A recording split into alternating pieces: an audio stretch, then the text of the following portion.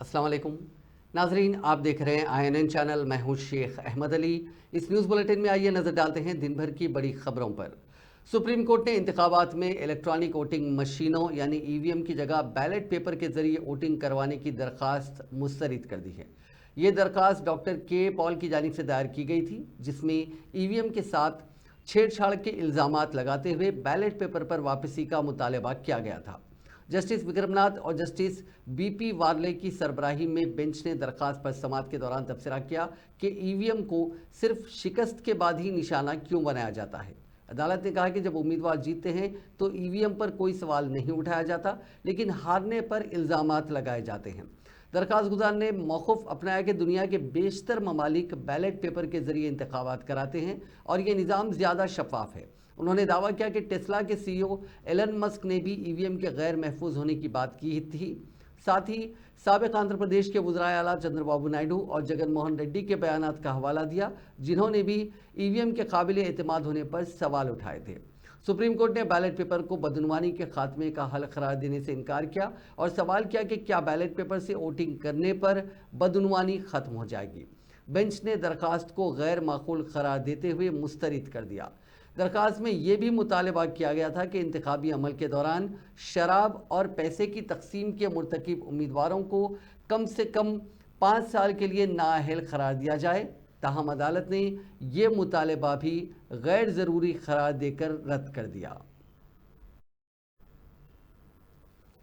सदर जमहूरिया द्रौपदी मुर्मू ने मुल्क के बाशिंदों से अपील की है कि वो आइनी नज़रियात को नाफिज करें और उसके बुनियादी फ़राइज़ पर अमल करें और साल 2047 तक तरक्की याफ्ता हिंदुस्तान बनाने के कौमी हदफ को हासिल करें।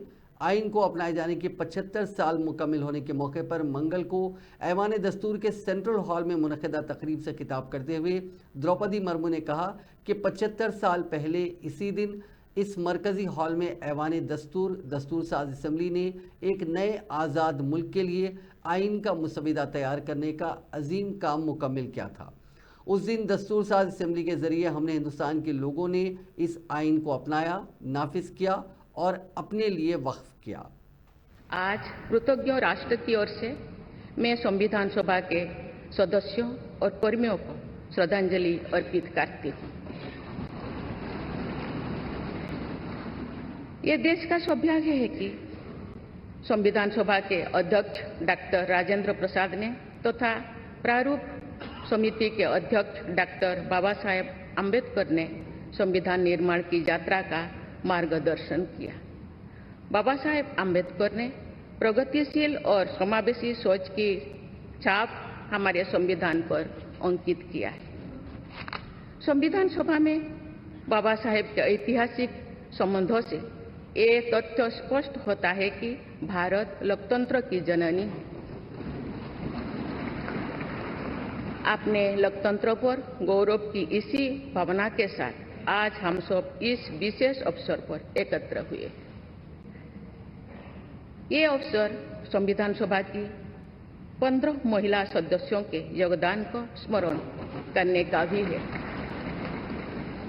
हमें उन अधिकारियों के अमूल्य योगदान को भी याद रखना चाहिए जिन्होंने नेपथ्य में रहकर काम किया। उनकी कार्यनिष्ठा ने संविधान निर्माण की प्रक्रिया को सुचारू रूप से आगे बढ़ाया। उनमें प्रमुख भूमिका श्री BN राव की थी, जो संविधान सभा के संवैधानिक सलाहकार थे। मैं संविधान सभा के सचिव श्री HBR अंगगर, संयुक्त सचिव श्री SN मुखर्जी और उप सचिव श्री जुगल किशोर खन्ना को भी उल्लेख करना चाहूंगी। संविधान दिवस के पावन अवसर पर आप सभी के बीच आकर मुझे हार्दिक प्रसन्नता हो रही। संविधान हमारे देश का सबसे पवित्र ग्रंथ है। आज हम सब एक ऐतिहासिक अवसर के भागीदार भी बन रहे हैं और साक्षी भी। 75 वर्ष पहले कांग्रेस ने यौम आइन के मौके पर मुल्क में ज़ात पर मबनी मरदमशुमारी और मुतनासिब रिजर्वेशन के साथ साथ वोटिंग सिस्टम में बैलेट पेपर की वापसी को ज़रूरी करार देते हुए कहा कि इससे लोगों को हुकूक मिलेंगे और जमहूरियत मजबूत होगी। कांग्रेस के सदर मल्लिकार्जुन खड़गे और लोकसभा में कायद हिज़्ब इख्तिलाफ राहुल गांधी ने मंगल को तालकटोरा स्टेडियम में प्रोग्राम संविधान रक्षक अभियान मेरी जान मेरा अभियान से खिताब करते हुए कहा कि ज़ात पर मबनी मरदमशुमारी ज़रूरी है ताकि अक्सरियत को इंसाफ और उनको हुकूक फराहम किए जा सके। इसके लिए कांग्रेस की जद्दोजहद उस वक्त तक जारी रहेगी जब तक ये पार्लियामेंट में मंजूर नहीं हो जाती। अब यहाँ इनके ज़माने में 11 साल हुआ इनकी सरकार आके, ना फ्रीडम ऑफ स्पीच है ना फ्रीडम ऑफ रिलीजन है, सिर्फ काटो पाटो की बात ही करते हैं। और अछूतों का तो पूछो मत। कहीं मध्य प्रदेश में आदिवासी के मुंह में पेशाब करते हैं, कहीं स्त्रियों को रेप करते हैं, कहीं घोड़े पे अगर बारात निकली तो उसको उतार के खींच के मार देते हैं। और ये संविधान के रक्षक हैं, ये तो संविधान के भक्षक हैं, खत्म करना चाहते हैं। तो इसीलिए इनकी सोच है, वही सोच के मुताबिक काम करते और ये संविधान के तहत ये काम नहीं करते। इसीलिए ये बड़ी बड़ी बातें करने वाले इनको तो आपको कहा जाता है, दलितों को, आदिवासियों को, पिछड़ों को कहा जाता है कि ये देश आपका है, इस देश में आपकी भागीदारी है, इस देश में आपकी प्रगति हो सकती है। मगर अगर हम डेटा को देखें तो यह बिल्कुल झूठ साबित होता है। डेटा दिखाता है कि 90 लोग हिंदुस्तान की सरकार को चलाते हैं, बजट बांटते हैं, 90 में से 3 दलित, 3 ओबीसी, 1 आदिवासी। 100 रुपए में से 5 रुपए ओबीसी वर्ग निर्णय लेता है। 100 में से 5, आपकी आबादी 50%, भागीदारी 100 में से 5। दलित भागीदारी 15%, आबादी 15%, भागीदारी सारे के सारे हटा दिए।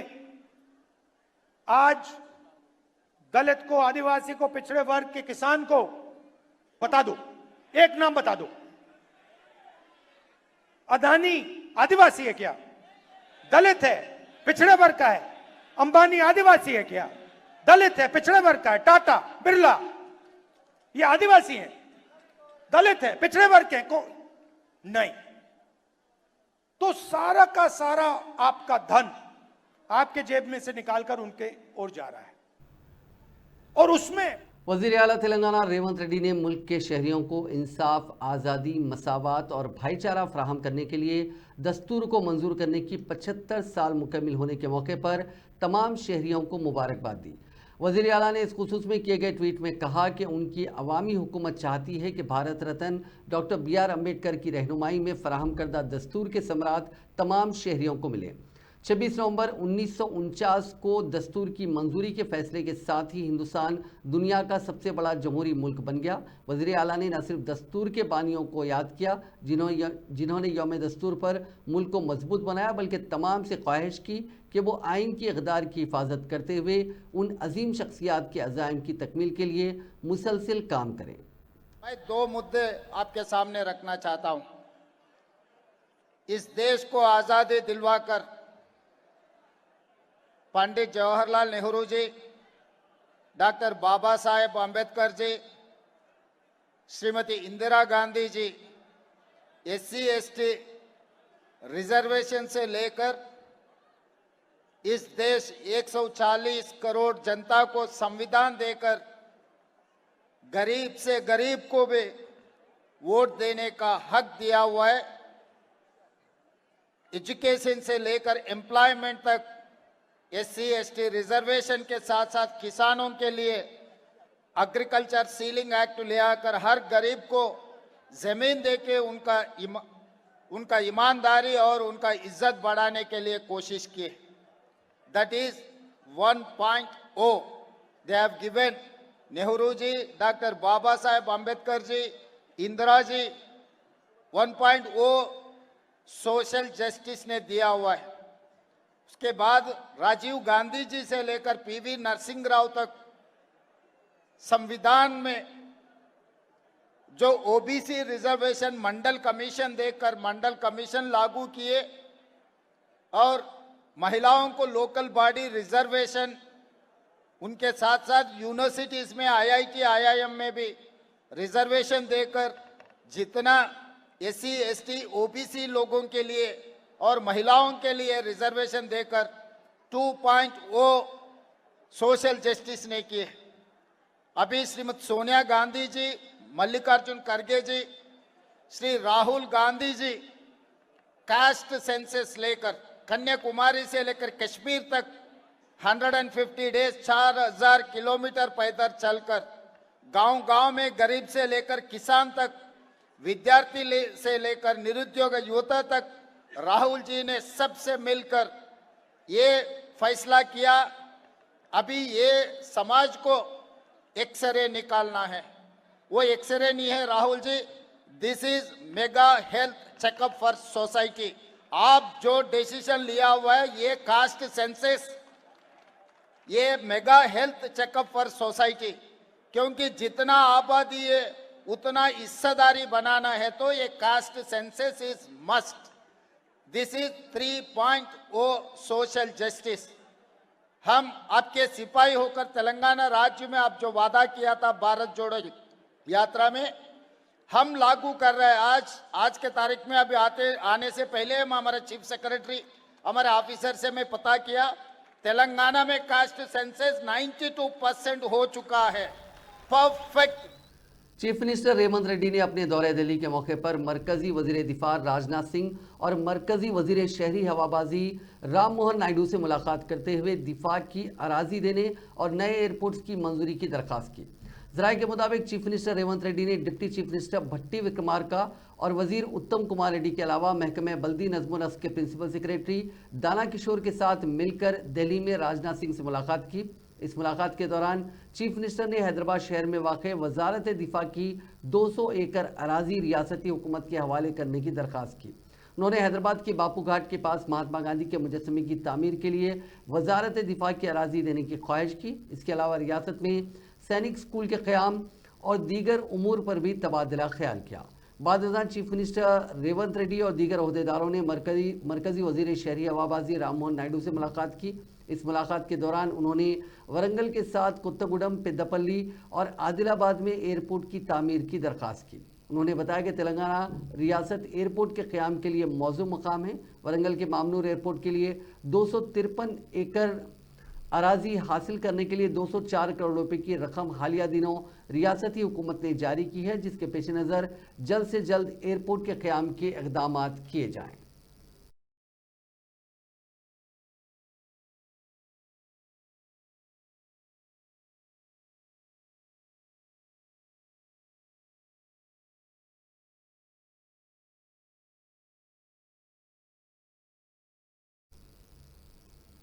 चीफ मिनिस्टर रेवंत रेड्डी ने मंगल को नई दिल्ली में प्रियंका गांधी से मुलाकात की और कांग्रेस लीडर को हल्का लोकसभा वायनाड के ज़मीनी इंतखाब में भारी अक्सरियत से कामयाबी पर मुबारकबाद दी। डिप्टी चीफ मिनिस्टर मल्लू भट्टी विक्रमार्का जो चीफ मिनिस्टर के साथ थे, उन्होंने भी प्रियंका गांधी को मुबारकबाद दी जो केरला के हल्का वायनाड से भारी अक्सरियत से मुंतखब हुई हैं। कांग्रेस ज़ेर क़यादत UDF ने CPM के अपने करीबी हरीफ सत्यम मुकेरी को 4,10,000 वोटों की अक्सरियत से शिकस्त दी थी।